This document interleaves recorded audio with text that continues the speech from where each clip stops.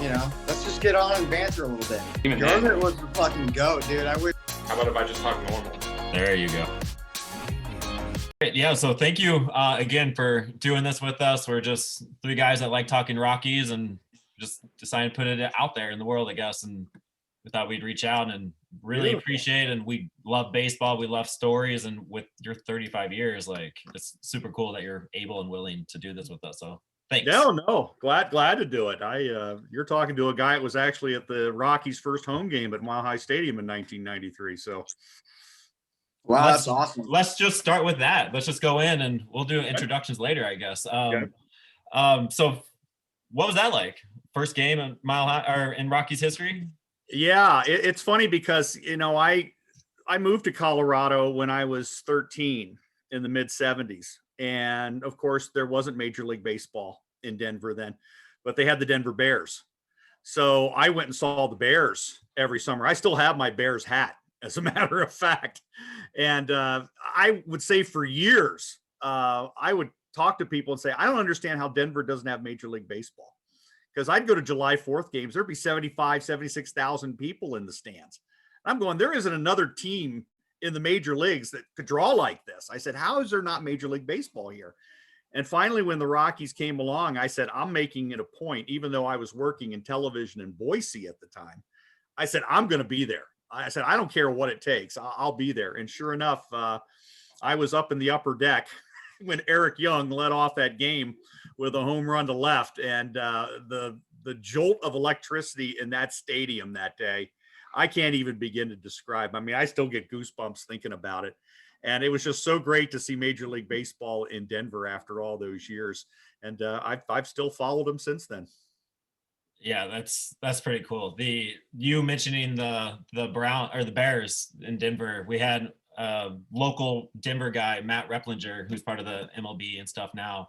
He was talking about all the Denver Bears and all the minor league baseballs, the Zephyrs, and how it was such a big deal back then, just exactly like you said. And it's great that Denver finally got that chance in '93, and here you are. It was pretty cool doing research on you, seeing that you have ties to Colorado and the Rockies. Like, you've bounced around, like you've been in Phoenix, you've been up in Washington, but having that Colorado connection as we invite the Spokane Indians to the organization is pretty cool. Yeah, it's been great for me because I've worked in the Rockies organization before. I was the voice of the Tri-City Dust Devils for 4 years, from 07 to 10. And got to see some great players go through there. Charlie Blackmon probably being the biggest name when he came through in 08, maybe next to Russell Wilson when he was there in 2010. But it was fun working with the Rockies organization then. The guys were great. I'm looking forward to getting back and working with some of them. In fact, this workout outfit that I have here was given to me by the trainer of the Dust Devils at that point, Andy Stover, who now runs the spring training facility down in Arizona. So it's going to be good to get back and working with Stoves again. So how'd you get into broadcasting, and you ended up graduating from Colorado State, all of that good stuff, but what kind of gravitated you towards doing that as a career?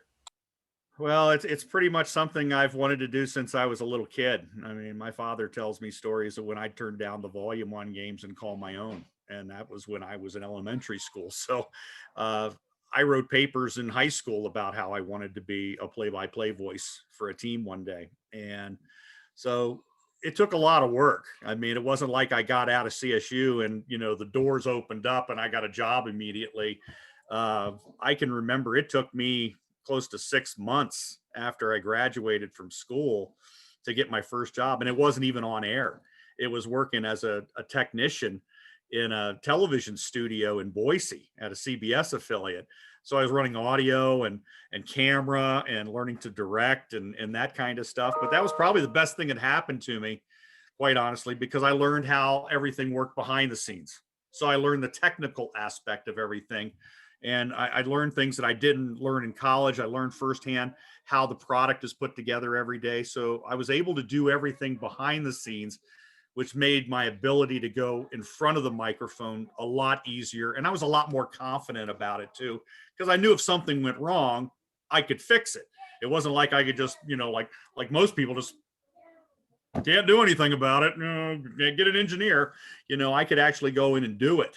So it was a lot of work to get my first on-air job, which was in Lamar, Colorado, by the way, at the mighty 920 92 country KLMR. I was a disc jockey as well, country music, which I'll be honest with you, I'm not a fan of at all. My wife loves it. I can't stand it. That's probably the only station that there was available down in Lamar at that time. Yes, right? Yes. But the great thing about Lamar is my best friend in high school had been the sports director there, Steve Anderson. He went on and became the voice of CSU for a number of years in the 90s. Steve called me and said, "Hey, I'm leaving to go to Garden City, Kansas. You interested?" I said, "Absolutely." I said, "A chance to come back to Colorado." And I went down to Lamar, and it was a great experience. There was 18 high schools you had to cover, plus the community college. So it gave me a ton of reps in the chair. One of my color commentators for a big Christmas tournament that Lamar High School held was Doug Brocail. Doug's from Lamar, and I got to know his family very well, so well that the night that Bill Buckner booted it in '86, I was in his living room when that happened. So, I mean, there's a lot of ties that go back to me for Lamar, starting my radio days. That's cool. Like again, just that connection is really cool. And then you obviously speak very fondly of that time in Lamar and what you have there and all the history you have with that. And then you made your way up to Spokane. You said the Dust Devils and stuff. I recognize that you replaced a Hall of Famer in Bob Robertson. Like, what is that like? I don't know much about this game of yours that you're playing, but replacing a Hall of Famer, it's got to be a pretty big deal, right? Yeah, it's quite imposing, to be quite honest. Bob made it easy for me. I had started. When I came to Spokane, I was doing television exclusively, but I kind of got my foot in the door by helping to back up Bob on Indians broadcasts when he would go do Washington State games. Now, if you don't know, Bob was the first full-time collegiate football announcer west of Kansas to be inducted into the College Football Hall of Fame with the Schenkel Award in 2004. The guy's a legend. And he and his company, Brett Sports, of whom I work with the Chiefs, the hockey team, asked me if I'd help do some series while he was off doing Cougar games. I said, absolutely. So I would travel to, great metropolises like Yakima, Washington, and Everett, and do games for him. And he was just so nice about it. And he showed me some of the tricks that he had learned. I mean, he started doing baseball in 1949. He was also the last baseball announcer in America that not really simulcast, but, recreated games. So he was the voice of AAA Tacoma, and he would not go on the road with them. He would do the games from his studio in downtown Tacoma. And he had all the carts and all the sound effects, crowd noise, hitting of the bat, big explosions and booing sounds. I mean, and he would sit there and read this tape. And this was in the early 90s. I think he did it till 93. And he would sit there and read the tapes and just say, okay, the 1-2 pitch, foul ball, and he would recreate in people's mind that was fouled off down the first baseline or down the third baseline. He had no idea, but he would just go along with it as he did it. And so he really kind of got me thinking that, as much as I thought I knew radio could be to the imagination, he just kind of took it to another step for me. So he said that you can never be overly descriptive when you're doing radio. I mean, people may be just tuning in and they have no clue of what's going on. And it's your job to bring them into the moment and get them engaged and involved in the game. So that, is probably the biggest legacy he left for me. Not to mention he was a great friend. Bob passed away last year, and I still miss him. He was in the booth with me up until the 2018 season. So he was broadcasting games at the age of 88. And I would let him do the middle 3 innings, and he was still as on it as he was when he was 28. It was he was quite a gentleman and quite an influence on me.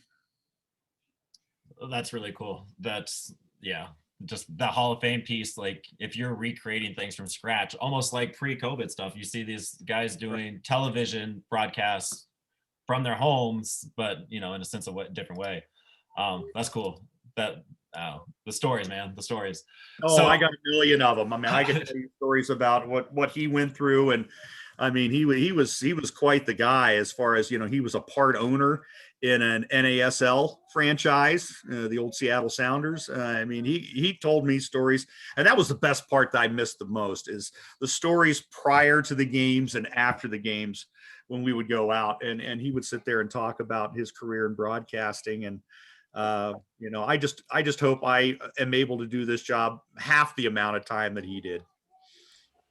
Yeah. So my question is, what's the biggest tip that you got passed down from him, that you learned from him, that you incorporated into your style?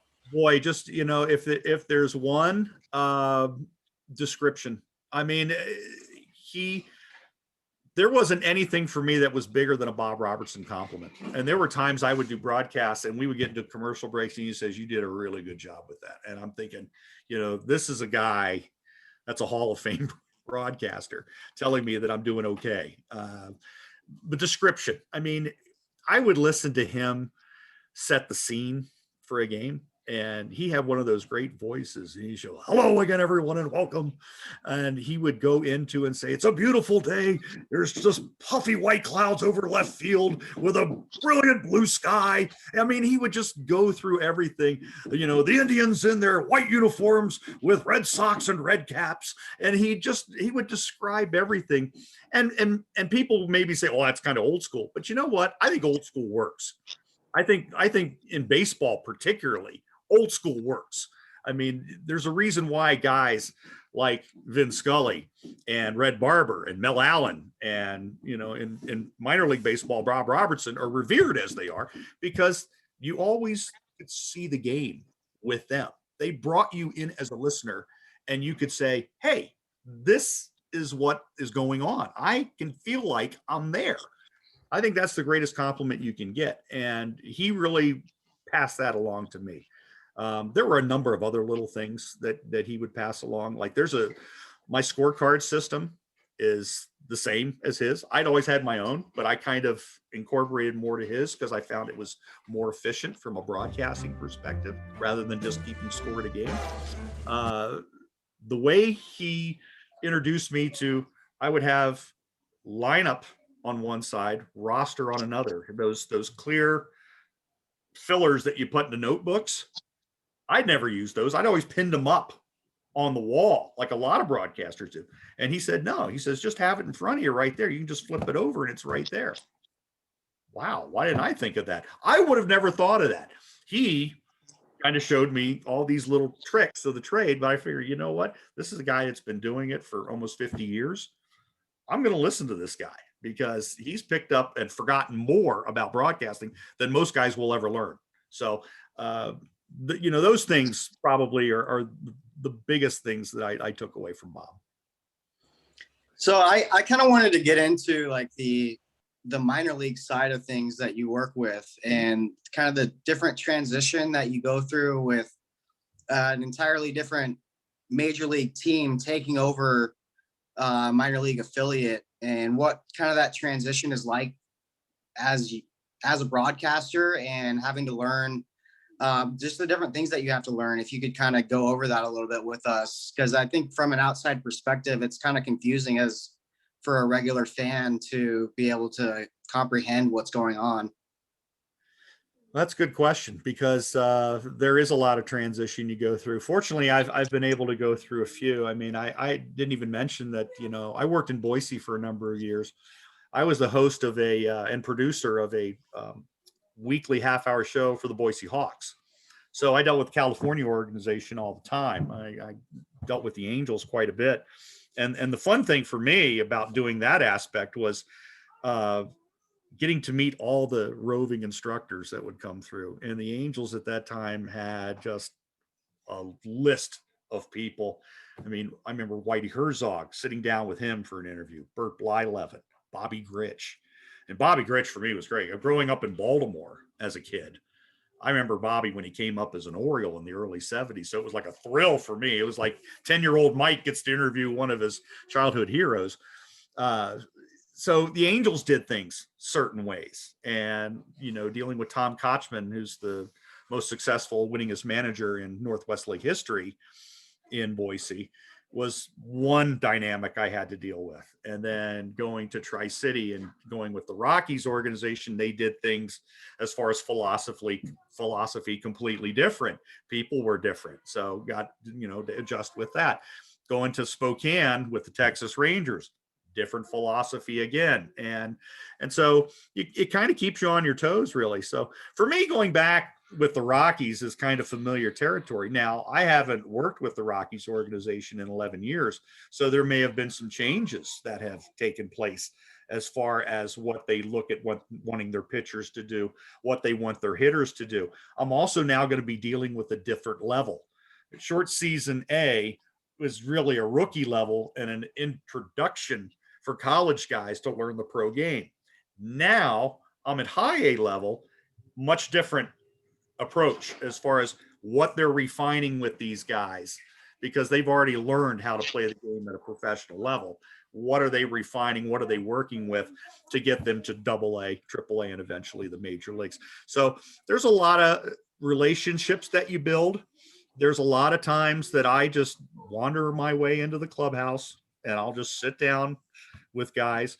If they're sitting in the dugouts before games, I'll go down and sit with them and just chat with them about, hey, how are things going? You know, what are you hoping for out of this particular individual? I love talking pitching. I pitched when I was playing baseball into high school. I was a nice low 70s fastball guy. So there wasn't a whole lot of major league future, but I had to use this to pitch. And I always understood the game. And I've been able to translate that in my discussions with coaches and managers and pitchers as far as what they do. That's my favorite part of the job, to be honest with you, is sitting down and just talking the game, thinking the game with these guys. Because for me, baseball is such a cerebral sport. I mean, for me, it's cerebral as any other sport out there, along with maybe golf. I mean, you've got to think all the time. But the big thing with baseball is that when you get out on the field, you have to be thinking, but at the same time, you got to be able to react to. It's a sport that you really have to balance the two and play naturally while using this. And you can tell guys that don't use this on the field and those that do. And that for me is the fun aspect of it, is to learn how these guys think behind the scenes. So that's an adjustment that I go through with every organization.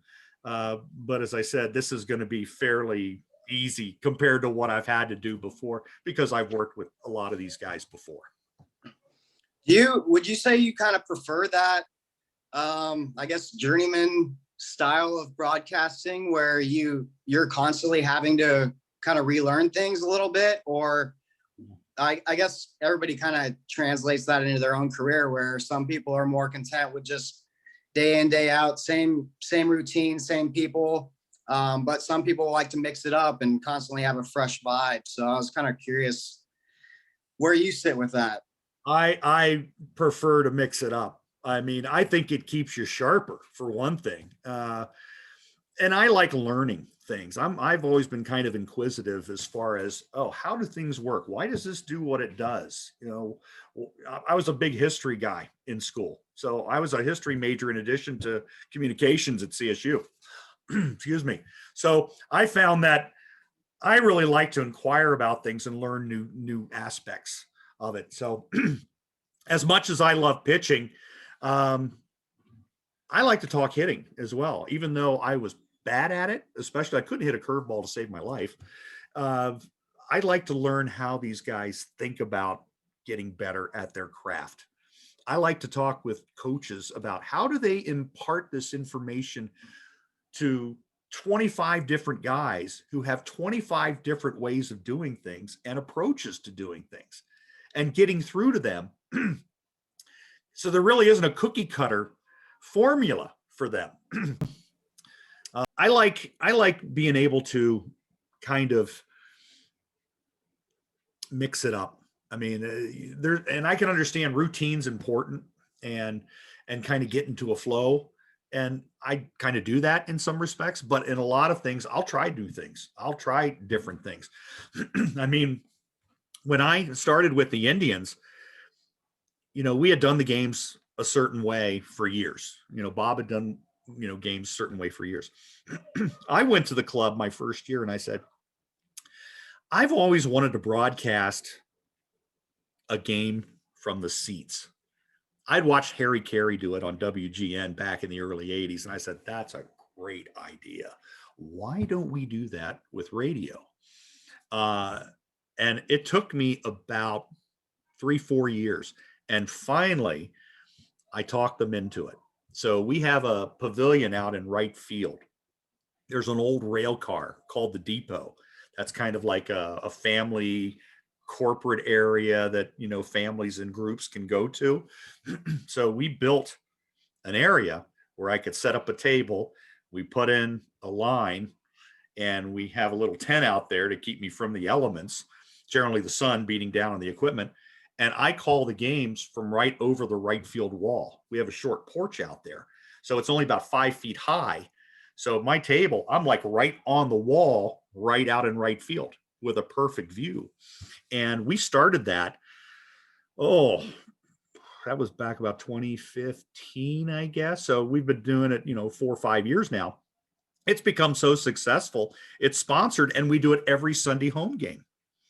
So I go out into right field and I call the game amongst the fans every Sunday. And, that's out of routine. And so, I have to pack up all the equipment after a Saturday game, take it down there, set it all up for Sunday, tear it all down, get back and set it up for Monday. But it's fun.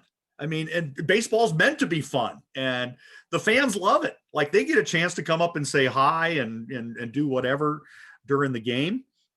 And, it kind of lends a little bit of a different perspective. And I'm sure we're not the only ones that do it, but I'm sure we're one of the few that do that in the country. So speaking of routine and getting it kind of broken up, do you remember where you were when you heard that the season was going to be shut down? And do you know what the future plans are to try to get back on track or somewhat back to normal as we can here? It's funny. It was last March 10th. I did a Chiefs game at the arena here. It was a night where our goaltender scored the last goal of the game and it went nationwide all over Canada. And we had won 10 games in a row. We were on a roll. I'm thinking, hey, we're going to really make a big playoff run. Then Rudy Gobert the next night comes down with COVID during a game. And the next night they postpone the season. It's like everything shut down. I remember telling my wife right here in this kitchen, I said, no big deal. They're just going to get through this. I said, by June, we'll be back. Indians will be playing again, and we'll be able to get back to somewhat normal. That's why I don't prognosticate or predict the future, because here we are in mid-February and we still haven't played.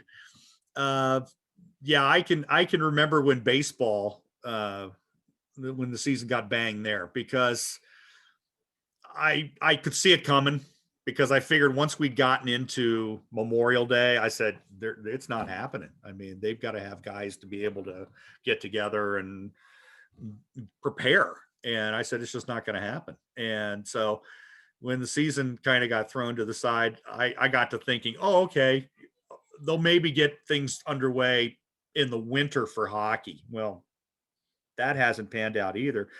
They now have a start date in our league of March 19th. So, it's been over a year with baseball. I'm looking forward to when baseball is back, because for me, the past season, the 60 game season and everything they didn't really feel like a season to me. It felt more like spring training. And it's great they were able to award the World Series. Oh, yeah.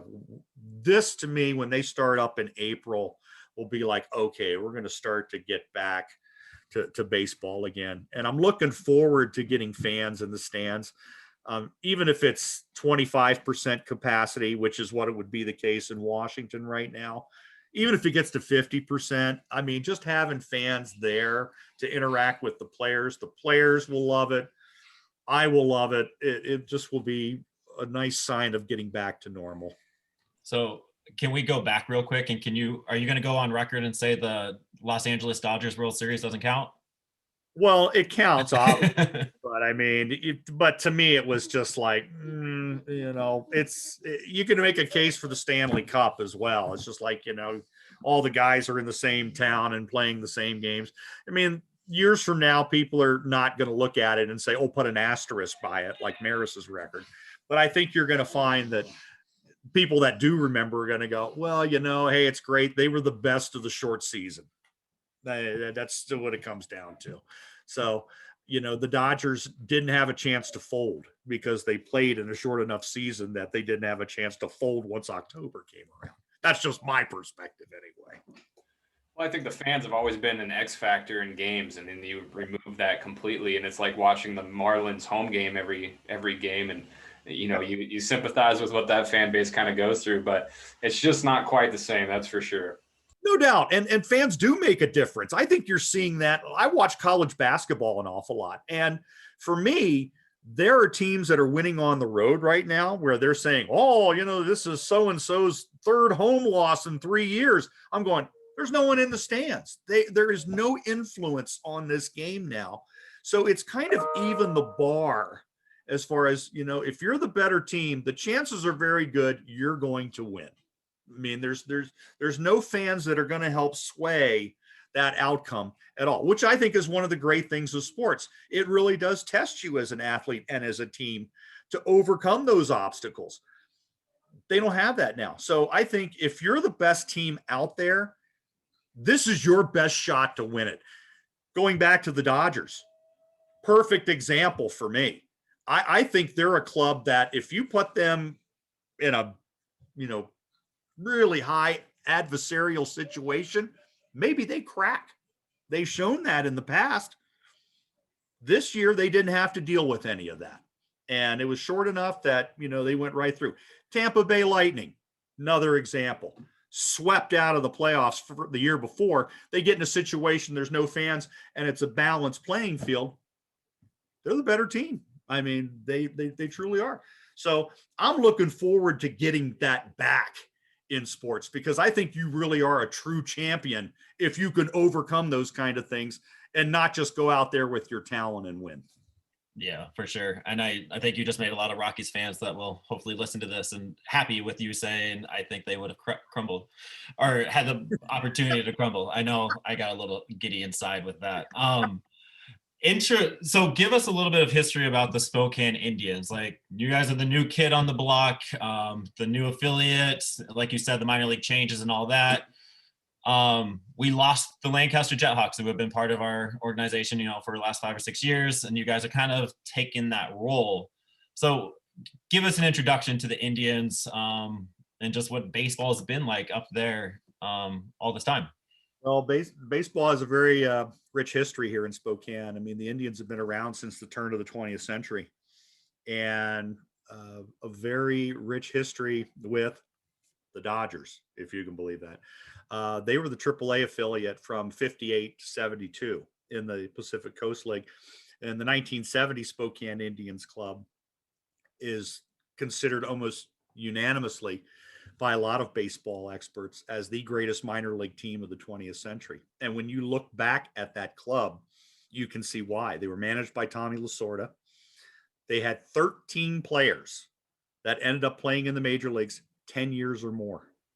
That's crazy. I see the Spokane Indians Twitter. They kind of have like a daily reminder of this was a player or coach that was on here, just right on par with what you're saying right now.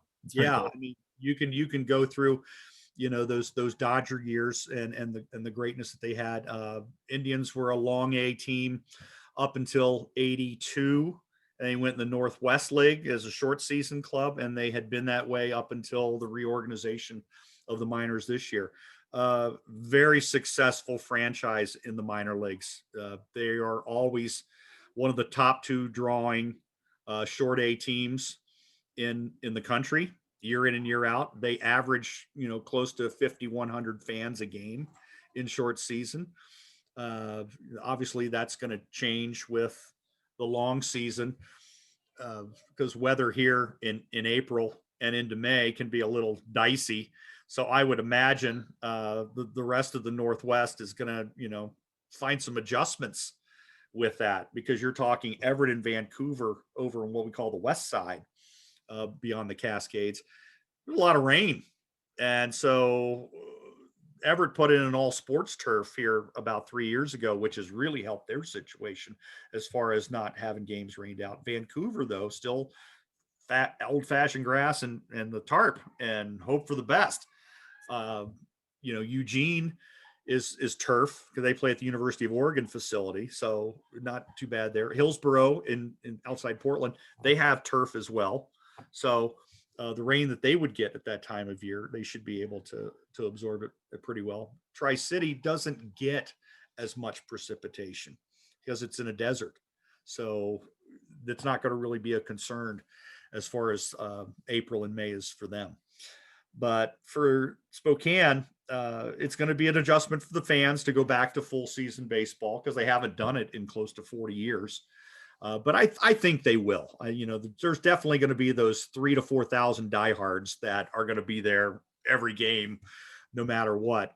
But I think people are excited to see a higher level brand of baseball as well. And in a short season A, it's a lot of guys that, this is just amazing to me. I'm going to go off track here for a second, that guys can play baseball through little league, high school, and college and come into a professional level and look like they're back in little league again. I mean, as far as up here is concerned, it's almost like they have to relearn how to play the game when they were 10 years old again. And there are nights, I did a game in Tri-City when they're Rockies affiliate in 08, where Jordan Pacheco, who went on and played in the major leagues, set the 2008. He set the record for most pass balls in a game with 7. 5 of those came in 1 inning. Everett scored 8 runs on 1 hit. That's between the walks and the pass balls and the wild pitches. I still have that scorecard, and I still can't believe that it occurred. But that's what you see at that level of baseball. This level that we're going to be going to higher A, these are guys that the organization feels have a track to get to the major leagues. So the level of play is going to be much higher, I think more fun for fans, and kind of give them an aspect and sense that, instead of maybe 2 guys off of this team having a chance to go to the major leagues, we maybe got 8 guys now that have a chance at going. And I think that will engage fans quite a bit. From your experience, why do you think that is, where people kind of lose that mental aspect of the game when they first get there? Is that just strictly nerves? I think some of it is. I know in Spokane, I've talked to a number of players over the years where they go, this is the most fans I've ever played in front of. Like, a lot of them come from smaller schools. High school, you certainly maybe see a couple hundred at an average game. You come from a small college, maybe 300-400 tops that you ever see. All of a sudden you come out to 5,000, and that's not talking about the kids that come from the Caribbean. If they're from the Dominican or from down in South America, how many fans have they ever played in front of? Well, they've come from the spring training complex where there's 7 scouts with guns. There's no fans. And all of a sudden you're throwing them into 5,000 fans. They're like, what have I been thrown into here? So, yeah, I think nerves play a part in it. I also think that there's a lot thrown at those guys too. I mean, you're talking in a course of a 76 game schedule. They've come off college seasons and an awful lot of them. And now they're being told, okay, this that you've learned over the last 4 years, flush it. That's not the way you need to do things to get to a major league level. And all of a sudden it's like, okay, I've got to relearn how to hit the opposite way. I've got to relearn my footwork when I'm turning a double play. There's a lot going on, and you don't get a lot of time to really work on it because you're playing every single night. I mean, you're playing 76 games in 79 nights. The only place you're learning is in front of 5,000 people a night in Spokane. So that's a tough learning ground. But I think it also really prepares guys for the next level. And I know the Rangers had a lot of success with bringing guys through Spokane and taking them to a major league level. I think in 03, when they started until, through the 19 season, there were over 80 guys that had come through that made the major leagues. And there's a number of guys, not just in the Texas organization, but guys that had been dealt from Texas that went on. And I can cite Kyle Hendricks as a prime example. Came through in 2011. And I can tell you, this is one of my prognostications that came true. I told people, I said, this guy's going to throw in the major leagues. And people are going, well, he doesn't throw hard. I said, yeah, but he uses this. Dartmouth grad. I said, he uses this. I said, he can set up things. He's got a major league changeup. He'll be in the major leagues. Well, he went on along with CJ Edwards, Carl Edwards, who came through in 2012, helped the Cubs to a World Series in 2016. So there's a number of those guys that you see make it to the majors that don't necessarily make it with the parent club, but they were prepared by the kind of training that they got in that type of atmosphere in Spokane. Yeah, there's something to say about that minor league grind. If you can make it through that, like you said, those quick transitions constantly over and over and over. If you can make it through that, you're going to be mentally tough to make it to that big leagues. And once you're there, hopefully you've had that time to get it figured out, right? So yep. I think what you said is spot on. We'll end it with this. So we talked to Jeff Dooley, the voice of the Yard Goats, about a month or so ago, and he told us his favorite moment as a broadcaster was when Michael Kadire unknowingly saved a life. Like, he hit a walk-off home run, which made somebody miss a flight for the September 11th. Really cool story. I'm not saying you need to match that or beat that. I'm just curious, what is like your best broadcast memory moment, whether it's a call or anything? It's tough to say. Going back through all of them, but boy, my first year in Spokane, Ruben Sierra Jr., his dad, obviously a great player at the major leagues for a number of years. We had a giveaway one night. And that's the one thing when you're a broadcaster at the minor league level, you've got sponsors coming in the door all the time and talking about their promotion. Well, there was a local Ford dealership that was giving away an F-150 pickup if an Indian hit a grand slam home run. Well, we were playing Eugene that night. We went into extras, not even close to a situation, but it comes to the bottom of the 11th and the bases are loaded, and who comes to the plate but Ruben Sierra Jr. And Ruben had been struggling. I mean, he was nothing like his dad at the plate.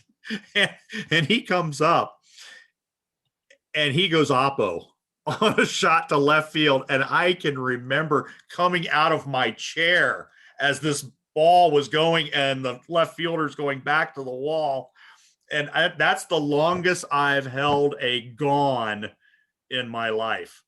And the place went bananas, especially this one lady who won a pickup truck. She was dancing all over the concourse, and the electricity in that field that night was unmatched. I mean, it's been 10 years and I can still remember it as well as I can that it happened yesterday. So I'd say that probably, would be right at the top as far as what my call would have been.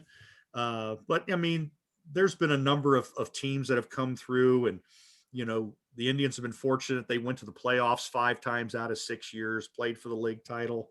I know I'm one of the very few, if maybe the only person to have ever called a championship balk off, which I did in 2018 when we balked home the winning run for Eugene and they won the league title. Emmanuel Clase, who's now throwing in the major leagues. he was the pitcher that night, and he balked home the winning run in the 9th inning. And I still sticks with me to this day, where I can remember it, where I'm just sitting there going, okay, and the 1-2, and he just balked. That's exactly how I said it. And he just balked. I knew exactly what had just happened. And all of a sudden, everyone's kind of looking at each other going like, is this over? Is it done? I mean, literally, it was the most delayed championship celebration I've ever seen. I mean, the guys from Eugene really didn't know that they had won. And then the manager, Kenny Holmberg, came out and talked. And sure enough, in about 2-3 minutes, it was like, oh, we've won the title. And yeah, those moments kind of stick with you as a broadcaster. I could see it and hear your disbelief even as you're telling the story. And then the lady winning the truck, that's still a life-changing call. That's a big moment. That's pretty cool. Grand slam walk-off, like, I mean, that's good. That's cool. I appreciate you coming on, spending this time with us, and letting us get to know Spokane a little bit. Definitely gonna look forward to tuning into a few games here this off season or this coming season. I met him at a Dave and thanks again, Mike. No one readier than I am. And looking forward to it, guys, and look forward to talking with you where again. the light goes around, you have to hit it at the right time. Thanks, Mike. And he was just like, just nailing it Stay over safe and out over there. and over and over and over again. We'll try. And his wife was just collecting tickets the whole time. Thank you for watching. Find us on Twitter, Instagram, YouTube. You can listen to us on Spotify, Apple Podcast, or Google Podcast by looking up Lake Street Banter. Thank you.